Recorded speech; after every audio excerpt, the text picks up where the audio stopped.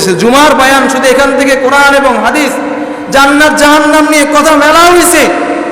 এখন সময়ের উপযোগী কথা এই মিম্বার থেকে হওয়া প্রয়োজন।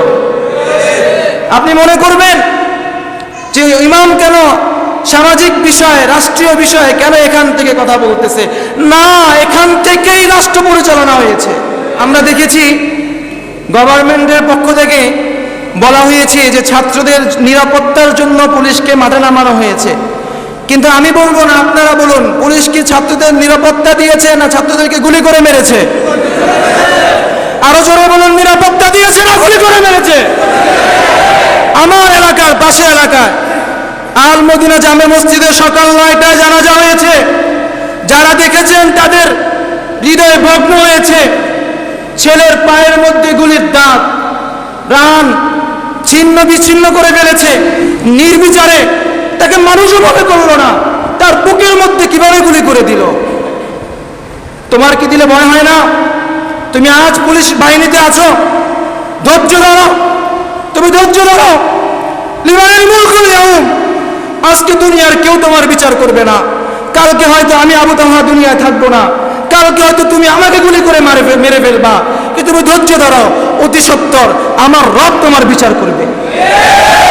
তোমার বিচার দুনিয়ার কেউ না করলেও দুনিয়ার আদালতে তুমি বেঁচে যাবে, দুনিয়ার আইন তোমাকে বাঁচিয়ে দিবে, দুনিয়ার সরকার তোমাকে বাঁচিয়ে দিবে, কিন্তু উপরে একজন আছে, উনি তোমাকে কখনো বাঁচতে দিবে না। আল্লাহ তাআলা আমাদেরকে সহি বুঝার তৌফিক দান। বড় মায়া লাগছে, আমিও তো এই দেশের একজন নাগরিক, আমার তো ভোটার আইডি কার্ড আছে, আমারও পাসপোর্ট আছে, তার মানে আমিও এই দেশের একজন কি নাগরিক। আমিও এই দেশকে ব্যাট দিই, আমিও এই দেশকে ট্যাক্স দিই। কিন্তু বড় আফসোস লাগলো গত 4-5 দিনের দৃশ্য দেখে। আপনারা বলতে পারেন যে হুজুর, গত 4-5 দিনের দৃশ্য কি আপনারা আমার থেকে বেশি দেখছেন? আমি ফেসবুক চালাই না, তার মানে ফেসবুকে কি হয়েছে সেটা আমি দেখিনি, আপনারা আমার থেকে বেশি দেখছেন। কিন্তু বিষয়টা যেটা হয়েছে, আপনাদেরকে আমি বোঝার সুবিধার্থে, সুন্দর করে বোঝার সুবিধার্থে বলতেছি। ছাত্র সমাজ মাঠে নেমেছে, তারা কোটার সংস্কার চেয়েছে, কোটা বাতিল চায়নি। এটা ইতিপূর্বে 2018 সালেও হয়েছে। সরকার চাইলে তাদেরকে নিয়ে বসে সামান্য একটা সিদ্ধান্ত করতে পারত। যাই হোক,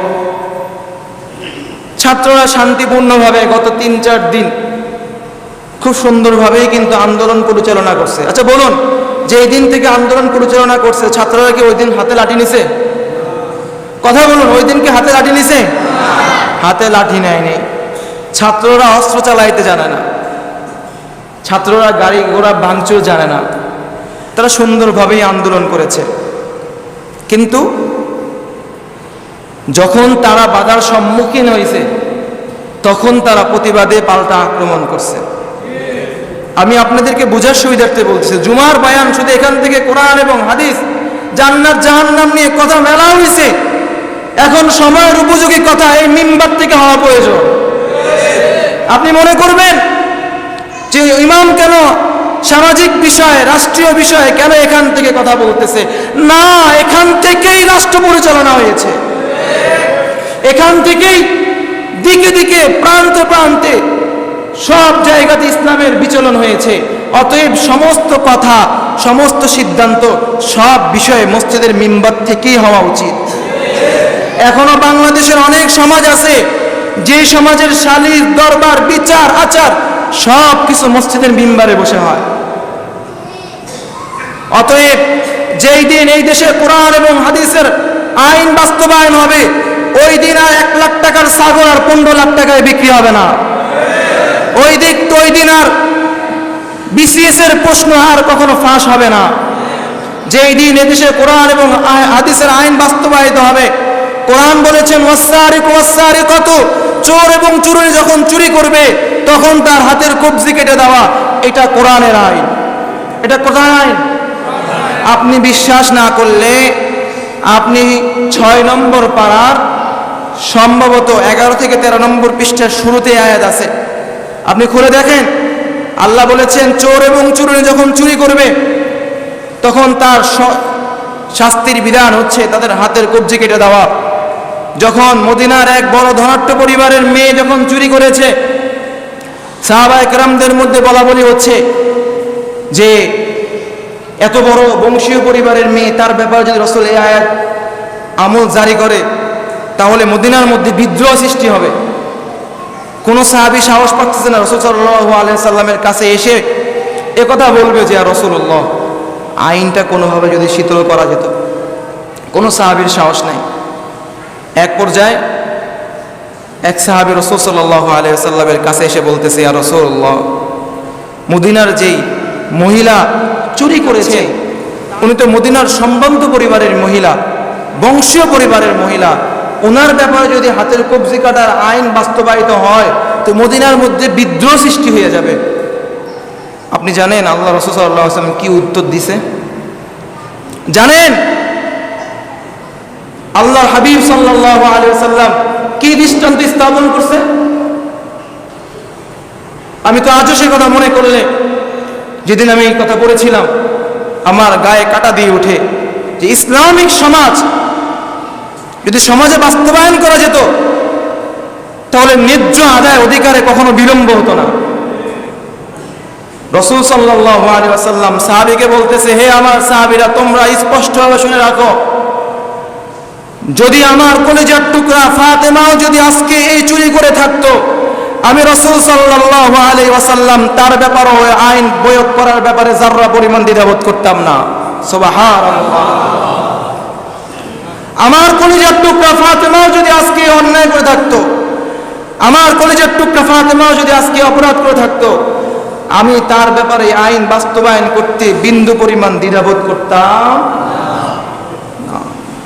আমার রাসূল সাল্লাল্লাহু আলাইহি ওয়াসাল্লাম কিভাবে সমাজ ব্যবস্থা স্থাপন করে গেছে, কিভাবে ইসলামিক আইন সমাজে দেখায় দেয়া গেছে।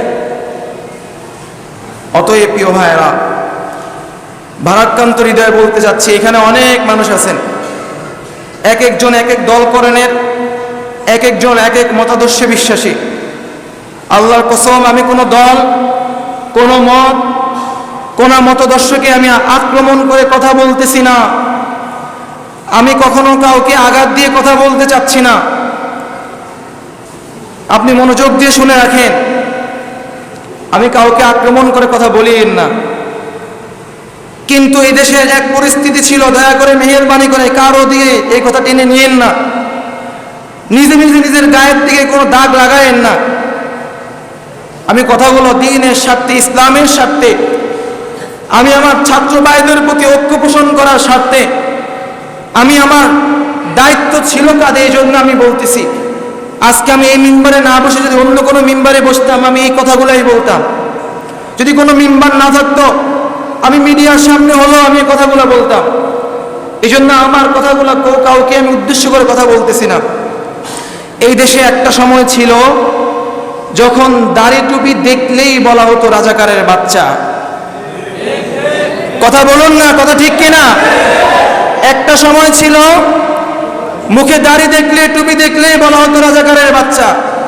রাস্তায় হাঁটা যেত না, বলতো বয়স্ক হলে বলতো রাজাকার, আর যদি কম বয়স্ক তো তলেবে এলেম ছাত্র তাহলে বলা হতো রাজাকারের বাচ্চা।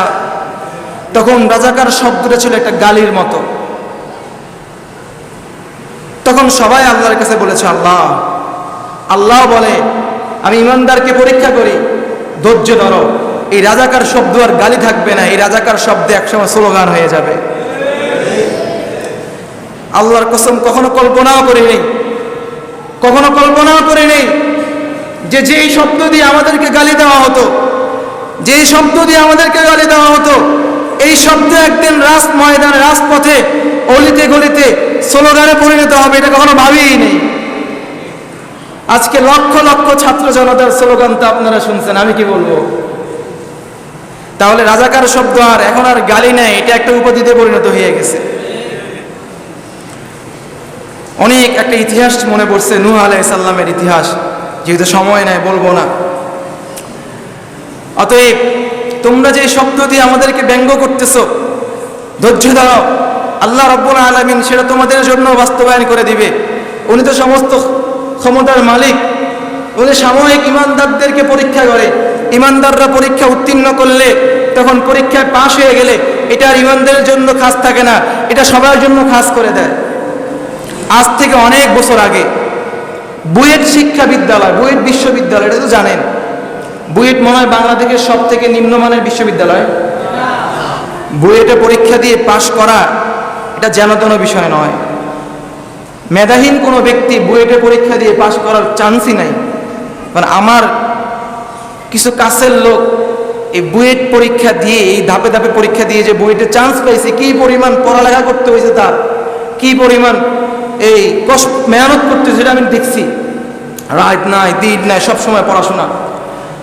তো এই বুয়েটের মতো স্থান, বাংলাদেশের সব থেকে মেধাবী ছাত্রদের স্থান হচ্ছে বুয়েট।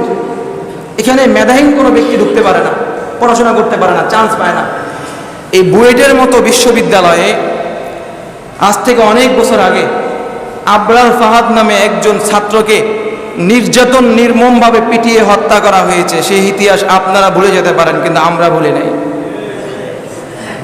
তখন তার ব্যাপারে পত্রিকায় লেখা হয়েছিল যে তাকে কেন মারা হয়েছে, সে শিবির, জামাত ইসলামের সাথে সম্পৃক্ত। তোমরা বুঝছো কিভাবে সে শিবির? সে 5 ওয়াক্ত নামাজ পড়ে, এই জন্য তাকে বুঝে নিছে সে শিবির। বলে নাউজুবিল্লাহ।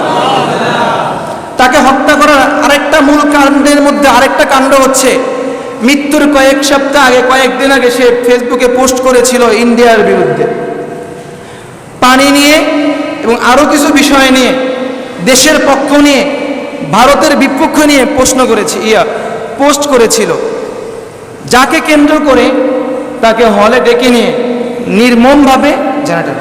নির্মমভাবে তাকে পিটিয়ে মারা হয়েছিল। তাহলে বুঝেন এই দেশে মেধার অবস্থা কোথায় যায় দাঁড়াইছে। আমরা দেখেছি গভর্নমেন্টের পক্ষ থেকে বলা হয়েছে যে ছাত্রদের নিরাপত্তার জন্য পুলিশকে মাঠে নামানো হয়েছে, কিন্তু আমি বলবো না, আপনারা বলুন, পুলিশ কি ছাত্রদের নিরাপত্তা দিয়েছে না ছাত্রদেরকে গুলি করে মেরেছে? আরো জোরে বলুন, নিরাপত্তা দিয়েছে না গুলি করে মেরেছে? আমার এলাকার পাশে এলাকায় আল মদিনা জামে মসজিদে সকাল 9টায় জানাজা হয়েছে। যারা দেখেছেন তাদের হৃদয় ভগ্ন হয়েছে। ছেলের পায়ের মধ্যে গুলির দাগ, রান ছিন্ন বিচ্ছিন্ন করে ফেলেছে। এভাবে আবু সাইদ নামে সেই ছেলেকে রংপুরে সেভাবে বুক পেতে দিয়েছে। পুলিশ গুলি করতেই পারে, যুক্তির খাতিরে ধরে নিলাম সে গুলি করবে, যুক্তির খাতিরে ধরে নিলাম সে বাংলার জনগণকে মানুষ মনে করে না, কিন্তু সে যদি আইনও পায় গুলি করার, তার গুলি করার সর্বোচ্চ স্থান হচ্ছে রান পর্যন্ত। গুলি করার সর্বোচ্চ স্থান কোন পর্যন্ত? বুকি গুলি করার কোনো অনুমতি তাকে দেওয়া হয় নাই। কিন্তু আপনারা দেখেছেন আবু সাইদ নামে সেই ছেলে যখন বুক পেতে দিয়েছে, পুলিশ থেকে গুলি করলে রানে গুলি করত, কোনো কিছু বলতাম না, কিন্তু পুলিশ নির্বিচারে তাকে মানুষও মনে করলো না, তার বুকের মধ্যে কিভাবে গুলি করে দিল। তোমার কি দিলে ভয় হয় না? তুমি আজ পুলিশ বাহিনীতে আছো, ধৈর্য ধরো, তুমি ধৈর্য ধরো। লিমানিল মুলকুল ইয়াউম, আজকে দুনিয়ার কেউ তোমার বিচার করবে না, কালকে হয়তো আমি আবু তালহা দুনিয়ায় থাকবো না, কালকে হয়তো তুমি আমাকে গুলি করে মেরে ফেলবা, কিন্তু তুমি ধৈর্য ধরো, অতি সত্বর আমার রব তোমার বিচার করবে। তোমার বিচার দুনিয়ার কেউ না করলেও দুনিয়ার আদালতে তুমি বেঁচে যাবে, দুনিয়ার আইন তোমাকে বাঁচিয়ে দিবে, দুনিয়ার সরকার তোমাকে বাঁচিয়ে দিবে, কিন্তু উপরে একজন আছে, উনি তোমাকে কখনো বাঁচতে দিবে না। আল্লাহ তাআলা আমাদেরকে সহি বুঝার তৌফিক দান করো।